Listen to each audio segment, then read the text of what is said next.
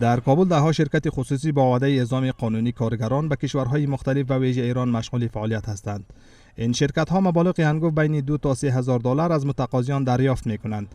بسیاری از افراد برای تأمین این هزینه ها مجبور به فروش دارایی های خود یا قرض گرفتن از دیگران می شود. اما پس از رسیدن به ایران بسیاری از کارگران میگویند که شغل وعده داده شده وجود نداشته و شرایط کاری با آنچه که به آنها گفته شده بود تفاوت زیاد دارد. ایران یکی از اصلی‌ترین مقاصد کارگران افغان است و بیشترین آنها در بخش‌های ساختمانسازی، کشاورزی، کارگاه‌های تولیدی مشغول به کار هستند. با این حال وضعیت اقامت و مجوز کاری برای این کارگران همچنان چالش برانگیز است.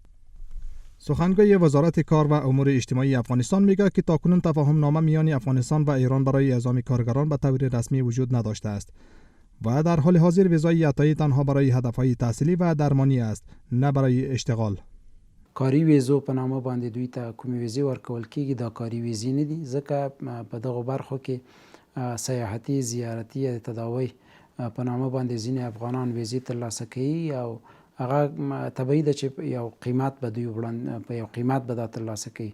نو دوی چې ایران ته ځي اول ته کار کوي، سره له دې چې دوی ویزه لري، خو دا ویزه کاري ویزه ورته نه شو ویلی. په عین وخت کې دا یو غیر قانوني کړنه ده چې اکثره وخت موږ هیوادوال بیا بیرته له ایران څخه راایستل کیږي. مسئولان این وزارتخانه تاکید دارند که اعزام نیروی کاری باید طبق قوانین مشخص با مجوز رسمی انجام شود. هر شرکتی که بدون مجوز فعالیت میکند غیر قانونی است. آنها از مردم میخواهند که قبل از هر گونه پرداخت هزینه از مجوز و اسناد شرکت ها اطمینان حاصل کند.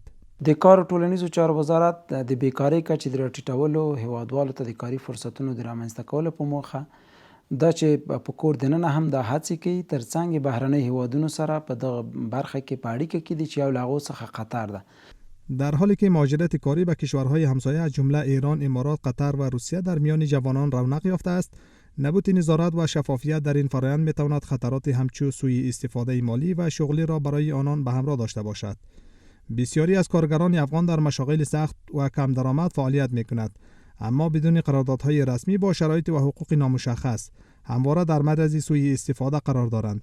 کارشناسان بر این باورند که ایجاد تفاهمنامه رسمی میان دولت افغانستان و کشورهای مقصد میتواند به کاهش این مشکلات و تضمین حقوق کارگران کمک کند. مسئولان وزارت کار و امور اجتماعی افغانستان اعلام کردند که به زودی روند اعزام کارگران افغان به 5 کشور شامل قطر، عمان، امارات متحده عربی، روسیه و ایران آغاز خواهند شد و هدف از این برنامه فراهم سازی فرصت‌های شغلی و کاهش بیکاری در کشور است.